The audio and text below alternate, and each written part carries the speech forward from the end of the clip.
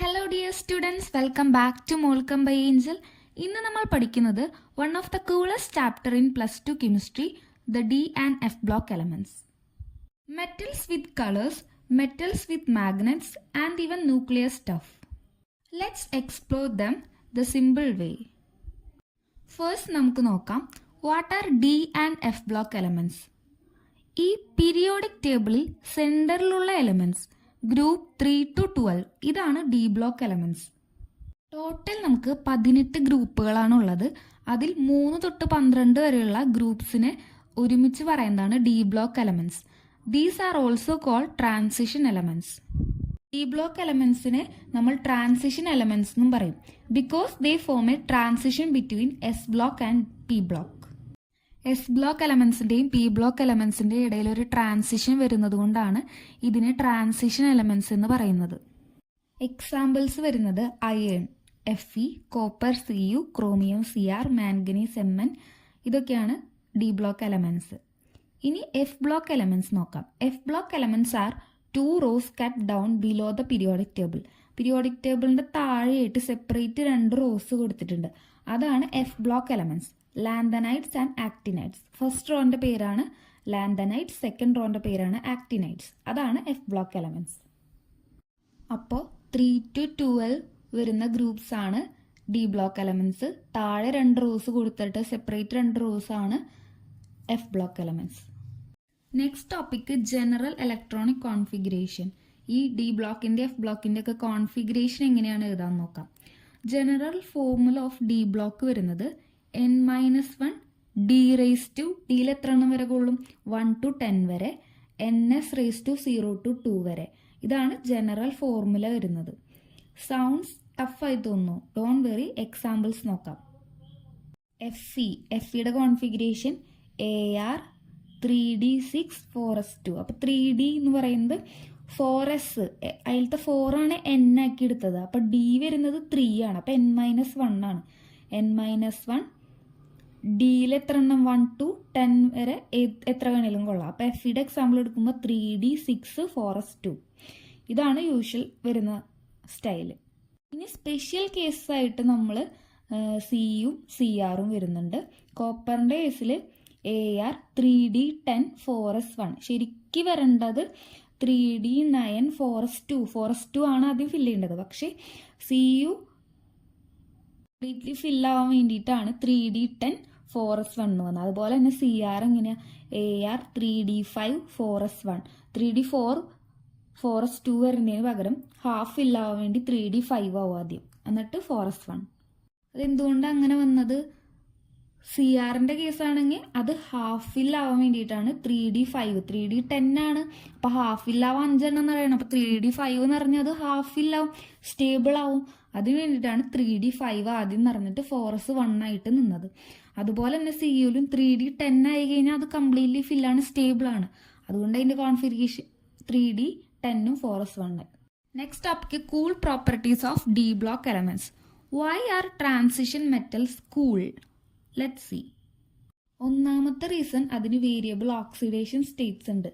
Example നോക്കുകയാണെങ്കിൽ Fe2+ കാണിക്കും, Fe3+ കാണിക്കും. അപ്പൊ 2 ഓക്സിഡേഷൻ സ്റ്റേറ്റ് വന്നു.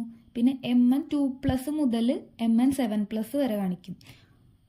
That's why they are used in redox reaction. Redox റിയാക്ഷനിൽ ഓക്സിഡേഷനും റിഡക്ഷനും ഒരുമിച്ച് നടക്കുന്ന റിഡോക്സ് റിയാക്ഷനിലൊക്കെ അതുകൊണ്ടാണ് ഇത് യൂസ് ചെയ്യുന്നത്. Next reason, coloured compounds. Even seen blue copper sulfate or pink cobalt chloride. That's because of DD transition. ഈ D block elements DD transition, ഒരു ഡി ബ്ലോക്കിൽ നിന്ന് നെക്സ്റ്റ് ഡി ബ്ലോക്കിലേക്ക് ട്രാൻസിഷൻ പോലെ ഡി ട്രാൻസിഷൻ വരുന്നത് കൊണ്ടാണ് കോപ്പറിന് ബ്ലൂ കളറും അതുപോലെ കൊബാൾട്ടിന് പിങ്ക് കളറൊക്കെ കാണുന്നത്.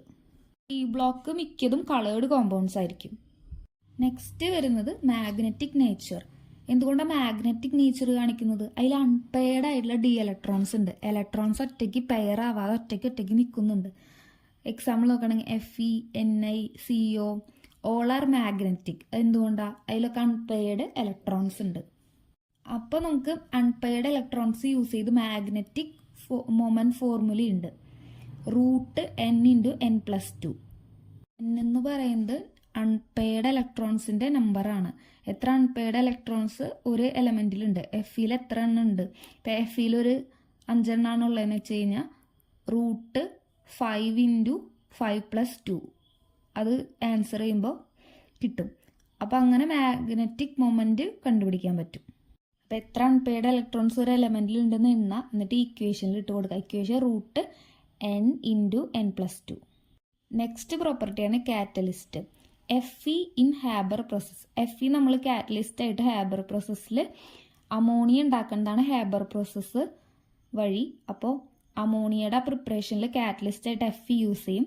അതുപോലെ V2O5 vanadium pentoxide in contact process. എന്തിനാ? സൾഫ്യൂരിക് ആസിഡ് ഉണ്ടാക്കുന്ന പ്രോസസ്സാണ് കോണ്ടാക്ട് പ്രോസസ്സ്. അതിൽ നമ്മൾ വനേഡിയം പെൻഡോക്സൈഡ് V2O5 യൂസ് ചെയ്യും. അപ്പോൾ ഈ ഡി ബ്ലോക്ക് എലമെൻറ്റ്സ് ആണ് ഇങ്ങനെയൊക്കെ യൂസ് ചെയ്യുന്നത്. Next alloy formation. D block elements mix easily to form alloys. Example steel, bronze, brass, all thanks to transition metals. ഈ സ്റ്റീലൊക്കെ എങ്ങനെ ഉണ്ടാവണം? ഈ ട്രാൻസിഷൻ മെറ്റൽസിലെ കുറച്ച് എലമെൻറ്റ്സ് കമ്പൈൻ ചെയ്താണ് സ്റ്റീല്, ബ്രോൺസ്, ബ്രാസ് ഇങ്ങനത്തെ അലോയ്സ് ഒക്കെ ഫോം ചെയ്യുന്നത്. പ്രത്യേക പെർസെൻറ്റേജിൽ കമ്പൈൻ ചെയ്യുക എലമെൻറ്റ്സ്. ഇപ്പോൾ Fe, സിങ്ക് എല്ലാം കൂടെ കമ്പൈൻ ചെയ്ത് ഒരു സംഭവം ഉണ്ടാവുന്നത്. അങ്ങനെയൊക്കെയാണ് സ്റ്റീലൊക്കെ ഉണ്ടാവുന്നത്. Next topic F block elements. F block എലമെൻറ്റ്സിൽ എന്തൊക്കെയാണ് വരുന്നത്? ലാന്തനൈഡ്സും ആക്ടിനൈഡ്സും. ഫസ്റ്റ് റോ ആണ് ലാന്തനൈഡ്സ്, സെക്കൻഡ് റോ ആണ് actinides. Now let's go to bottom part, the F block. ഏറ്റവും താഴെ വരുന്നതാണ് ഈ എഫ് ബ്ലോക്ക് എലമെൻറ്റ്സ്. അപ്പോൾ ലാന്തനൈഡ്സ് എന്ന് പറയുമ്പോൾ C2Lu അതാണ് അതിലത്തെ എലമെൻറ്റ്സ്. അപ്പോൾ ആറ്റോമിക് നമ്പർ 58 മുതൽ 71 വരെയുള്ള എലമെൻറ്റ്സ് ആണ് അതിലുള്ളത്. അതിൽ കോമൺ ആയിട്ട് കാണിക്കുന്ന ഒരു ഓക്സിഡേഷൻ സ്റ്റേറ്റ് ആണ് +3. എലമെൻറ്റ്സ് ഒക്കെ കോമൺ ആയിട്ട് ഏറ്റവും കൂടുതൽ കാണിച്ചു വരുന്നത് +3 ഓക്സിഡേഷൻ സ്റ്റേറ്റ് ആണ്. പിന്നെ ഈ ലാന്തനൈഡ്സ് കാണിക്കുന്ന ഒരു സ്വഭാവമാണ് lanthanide contraction. Atomic size decreases slowly across the series. This lead to similar sizes and similar chemistry. ഈ ലാന്തനൈഡ് കോമ്പൗണ്ട്സ് ഇങ്ങനെ സൈസ് കുറഞ്ഞു വരുള്ളൂ. ഒരു പെട്ടെന്ന് നല്ല ഡിഫറൻസ് ഇല്ല, ചെറിയ ചെറിയ ഡിഫറൻസ് ആണ് ഇങ്ങനെ കുറഞ്ഞു തോന്നുള്ളൂ. അതുകൊണ്ട് അതിൻ്റെ സൈസ് നമുക്ക് സിമിലർ ആയി തോന്നും, എല്ലാം ഒരുപോലെ തോന്നും സൈസ്. കാരണം ചെറിയ ഇങ്ങനെ കുറഞ്ഞു വരുന്നുള്ളൂ. അപ്പോൾ ഈ ലാന്തനൈഡ്സ് എവിടെയൊക്കെയാണ് യൂസ് ചെയ്യുന്നത്? TV സ്ക്രീൻസിൽ, പെർമനന്റ് മാഗ്നറ്റ്സിൽ, ഫോസ്ഫോസിൽ. Next one actinides. ആക്ടിനൈഡ്സ് വരുന്നത് TH മുതൽ LR വരെ. Z 90 മുതൽ 103 വരെയാണ്. ആറ്റോമിക് നമ്പർ 90 മുതൽ 103 വരെയാണ് എലമെൻറ്റ്സ് ഇതിൽ വരുന്നത്. All are radioactive. ഇതിലത്തെ എലമെൻറ്റ്സ് എല്ലാം റേഡിയോ ആക്റ്റീവ് ആണ്. ഇതിൽ കോമൺ ആയിട്ട് കാണിച്ചു വരുന്ന ഓക്സിഡേഷൻ സ്റ്റേറ്റ് +3 മുതൽ +6 വരെ. Examples uranium used in nuclear reactor. Nuclear റിയാക്ടറിൽ യൂസ് ചെയ്യുന്നതാണ് യുറാനിയം. ഇനി ഈ കോമ്പൗണ്ട്സിൻ്റെ കുറച്ച് റിയാക്ഷൻസ് നോക്കാം. Now some powerful chemicals, watch out. Potassium dichromate. Potassium ഡൈക്രോമേറ്റിൻ്റെ ഫോർമുല K2Cr2O7. ഓറഞ്ച് കളറാണ് ഇതിന്. ഇത് സ്ട്രോങ് ഓക്സിഡൈസിങ് ഏജൻ്റ് ആണ് ഇൻ അസിഡിക് മീഡിയത്തിൽ. അസിഡിക് മീഡിയത്തിൽ ഇത് സ്ട്രോങ് ഓക്സിഡൈസിങ് ഏജൻ്റ് ആയിട്ടാണ് K2Cr2O7 കാണിക്കുന്നത്.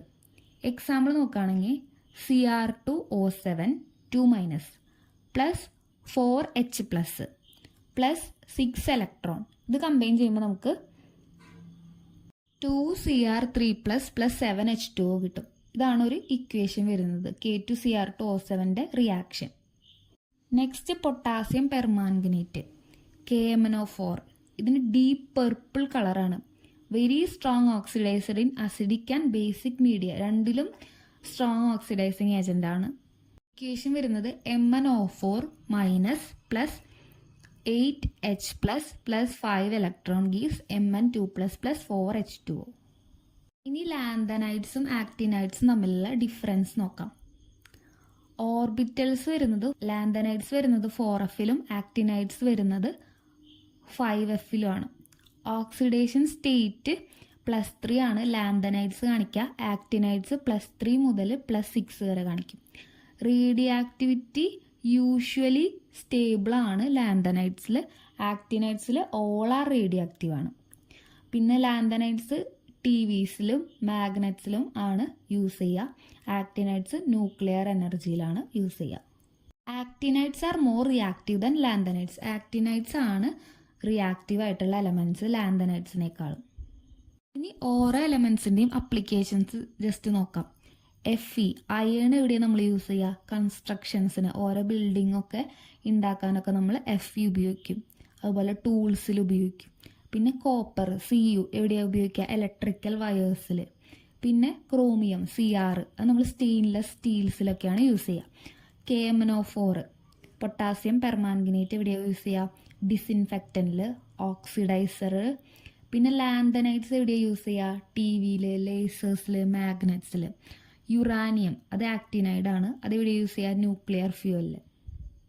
ഇനി പെട്ടെന്നൊരു ക്വിക്ക് റീക്യാപ്പ് നോക്കാം. ഡി ബ്ലോക്ക് എലമെന്റ്സിന് എന്താ അറിയപ്പെടാ? നമ്മൾ പറഞ്ഞത് ട്രാൻസിഷൻ മെറ്റൽസ് എന്നറിയപ്പെടും. F ബ്ലോക്ക് എലമെന്റ്സിൽ വരുന്ന 2 എണ്ണം ലാന്തനൈറ്റ്സും ആക്ടിനൈറ്റ്സും.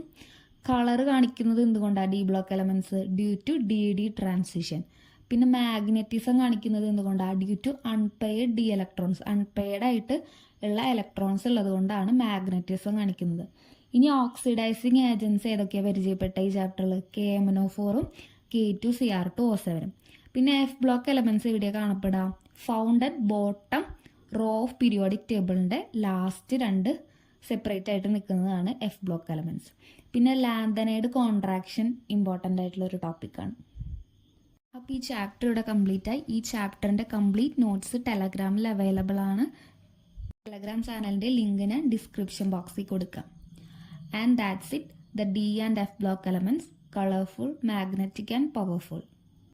If you found this lesson helpful, don't forget to like, share and subscribe to Molcom by Angel. Comment below if you want the next chapter in this same fun way. Until next time, keep learning, keep glowing.